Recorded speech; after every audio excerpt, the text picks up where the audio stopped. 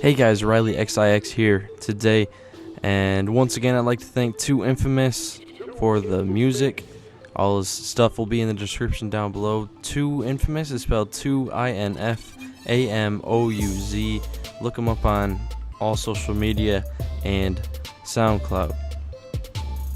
But today I wanted to do something a little different before I keep going on with my pack videos, and I did one Battle Royale. But just from here on out, I just wanted to do a little team overview so I can tell you guys what's going on with my team and how these cards that I pull in the pack videos actually affect my team. So there's a little overview. I'll go and do a little bit of depth of how I play with the guys and how successful I've been. First pitcher here is Live Series Felix Hernandez.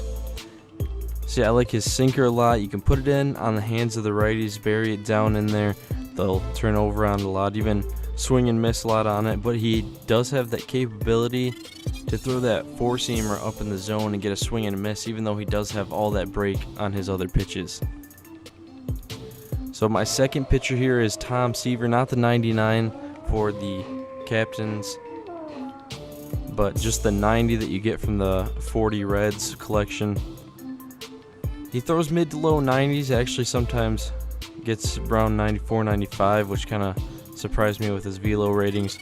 But he has lots of break on his change and his curve, and that's really effective on the swing and miss. He does get a little wild from time to time, but if you just try to throw strikes, try to hit the corners with him, you'll do a pretty good job of getting people to swing and miss in head-to-head and stuff like that. So I have flashback Scott Cashmere here. Honestly, this is one of my favorite cards to pitch with in the game.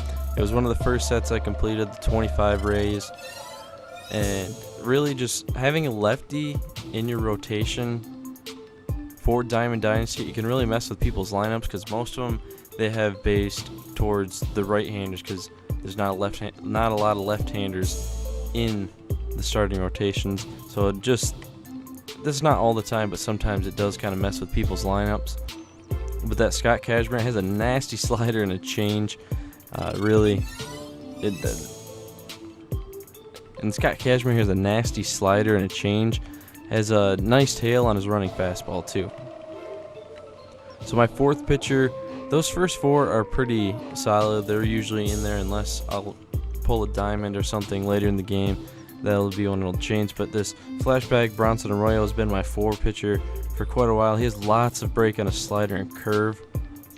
Doesn't throw too hard. He can throw his fastball up in the zone, get a swing and a miss every now and then. But he has this cutter. He has a cutter that gives a kind of a nice change of pace. Not as slow and breaking as a slider, but it has that movement to it. So right now my fourth pitcher is Ryan Vogelsong, the flashback for the Giants set. He has a nasty slider actually. I like to throw it away from the righties, in on the lefties. It works really well, and he can actually throw a fastball up in the zone if you've been throwing off speed and you want to get that strikeout pitch. He can actually throw that fastball pretty nicely up in the zone. Haven't really had anybody take me yard with that yet, knock on wood. And I like that he has a lot of pitches. He has 5 or 6 pitches that you can all throw for strikes. So moving on to the bullpen here. This changes a lot. You know, inside edge ratings really have been hurting relievers a lot this year. So it really changes almost day to day depending on how much you play.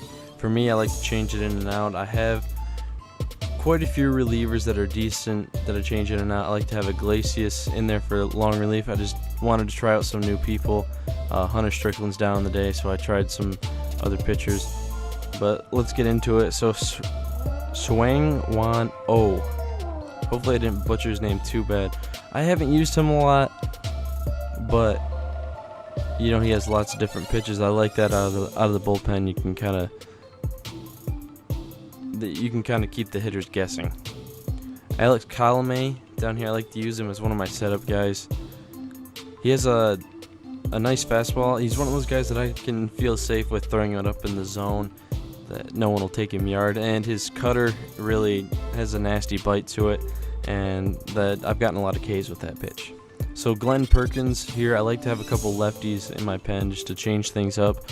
Haven't used him much. I got him off a topper, off a bundle I did a while ago. And I've been needing lefties. Haven't really had too many good ones. One thing I will say from the 2 or 3 times I've used him, you have to keep his pitches down. If you throw that fastball up, someone can definitely take you yard with that. Luke Gregerson, I actually got that in the topper for my bundle video, my 20 bundle, my actually last video. He actually has nice velocity. I like that out of the bullpen. He has a great breaking slider as his first pitch, his main pitch. And really, you can actually throw up with him quite a bit. Darren O'Day, he's one of the guys that really gets hurt by inside edge a lot, especially this year it seems to me. Darren O'Day is one of those guys who's been hurt a lot by the inside edge this year. I usually keep him in there just because he's got a funky delivery that kind of catches some hitters off guard. Kind of like a knuckleballer, but you can't see the ball till it's almost at the plate. He has that nice slider as his main pitch too. And then down here, my closer Wade Davis. I pulled him in the last pack video too. He's very dominating, at least for when I've used him in head-to-head. I've actually got some 2-inning saves with him. I usually try to keep it just to the 9th, but his knuckle curve breaks great, and you can put it wherever you want it.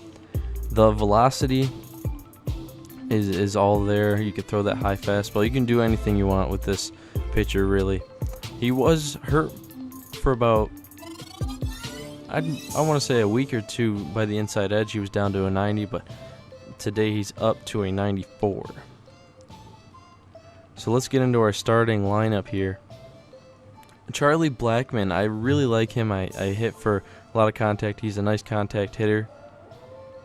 And he can lay the bunt down nicely if people aren't paying attention, or if you just need to change things up in a scoreless game. That he has a lot of tools, and he does pretty decent in the field too. Today is the 18th, so the 19th of August will be roster updates. I'm assuming he'll get bumped up to a gold. I'm hoping he'll get bumped up to a gold. I'll use him either way.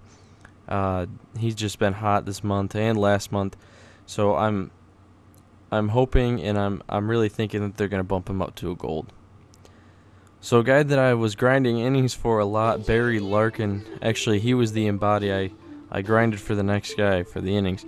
But Barry Larkin, he has good contact, and actually if you put him in that 2 spot, he actually has a little bit of pop, so you can generate some early runs with him, and he actually has nice speed. I think he has an 83 speed rating, so that's nice to have him at the top of the lineup.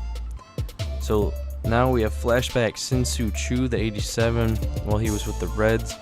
He has great contact and power against lefties, but I use him more as a platoon player because he's down in the 40s for contact for lefties. I don't really like that, so usually I'll pull someone off my bench, and we'll talk about the bench players later. And number 4 spot is actually my Diamond Dynasty player. I was really hoping there was going to be a Derek Jeter card this year, and there's been no sign of one. So I did make my Diamond Dynasty player Derek Jeter, and it's what you can expect from someone's player. Michael Brantley, I've had him for a little bit. I bought him on the captains a while ago. Still kind of getting used to him. I had Carlos Gomez in center for a while, and I had Blackmon in the left, but that wasn't really working out for me, so I got Michael Brantley. And, I'm still kind of getting used to him. He's good contact and speed. I think he has a 79 speed rating, and you can actually lay down a bunt with him every now and then. So this next guy is my catcher.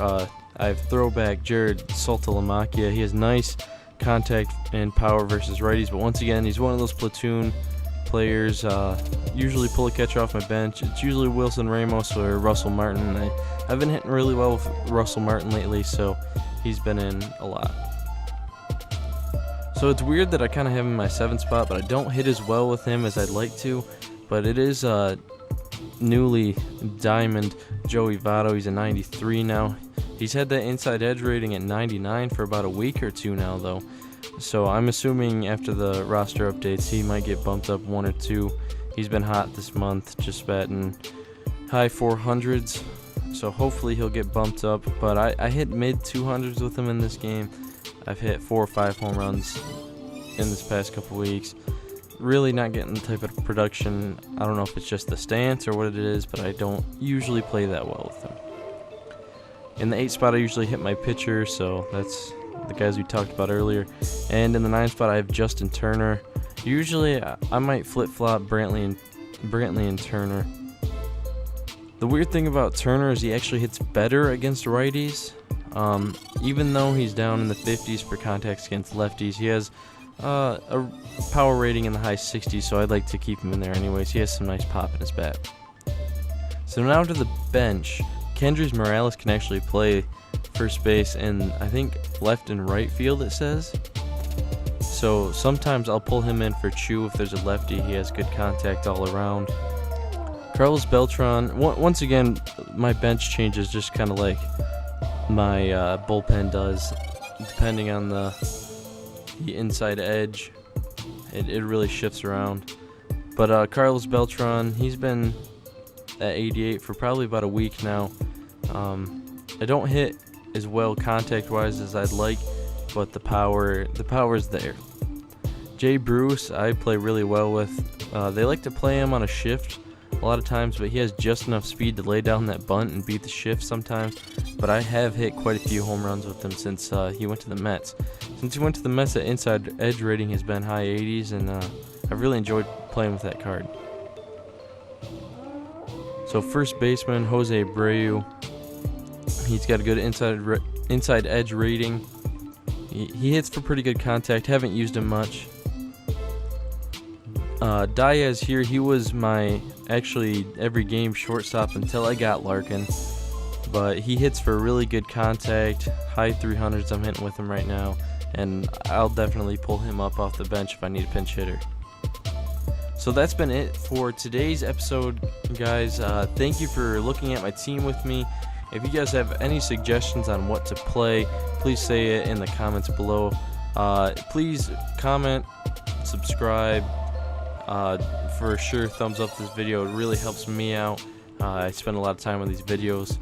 But once again, thank you guys for watching, and I'll see you next time.